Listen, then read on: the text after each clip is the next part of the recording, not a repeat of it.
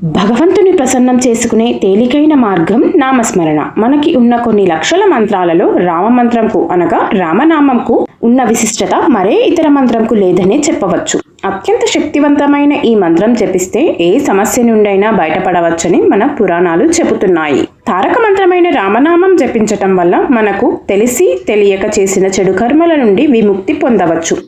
రాముడు గొప్ప, రామనామం గొప్ప అని అంటే రామనామమే గొప్పదని చెప్పవచ్చు. ఈ మంత్రం 2 శక్తివంతమైన మంత్రాల నుండి వచ్చింది.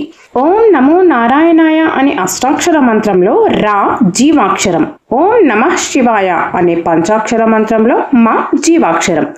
ఈ 2 అక్షరాలు లేకపోతే ఈ 2 మంత్రాలకి అర్థం, విలువ లేదు. ఈ 2 జీవాక్షరాలు కలిపితే వచ్చేదే రామ. హరిహరులకు సంబంధించిన మంత్రాల నుండి వచ్చిన రామ అను పదం శివకేశవులకు భేదం లేదని చెబుతుంది.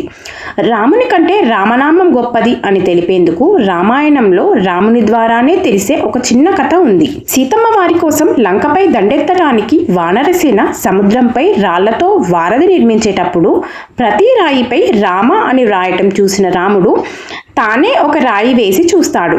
కానీ ఆ రాయి మునిగిపోతుంది.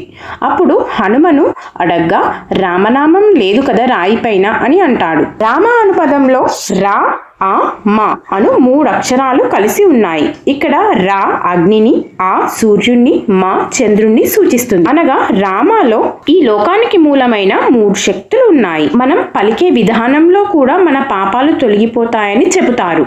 రా అని నోరు తెరిస్తే మనలోని పాపాలు అగ్నికి ఆహుతైపోతాయని, మా అని నోరు మూస్తే బయటి పాపాలు మనకి అంటవనే నమ్మకం రామమంత్రం యొక్క విశిష్టత తెలుపుతుంది.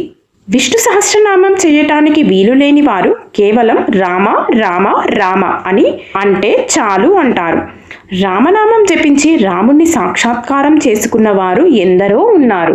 రామ అను మంత్రం జపిస్తే శని బాధలుండవనే ఒక చిన్న కథ కూడా తెలుసుకుందాం. ఒకసారి రామనామం జపం చేస్తున్న హనుమను కష్టాల పాలు చేద్దామని శనీశ్వరుడు వస్తే హనుమ రామనామం జపం పూర్తయిన తర్వాత రమ్మని చెప్పగా ఎంతకీ జపం పూర్తవ్వదు.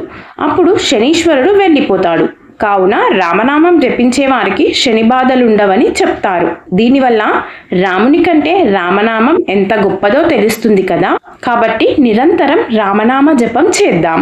ఆ భగవంతుని కృపకు పాత్రులవుదాం.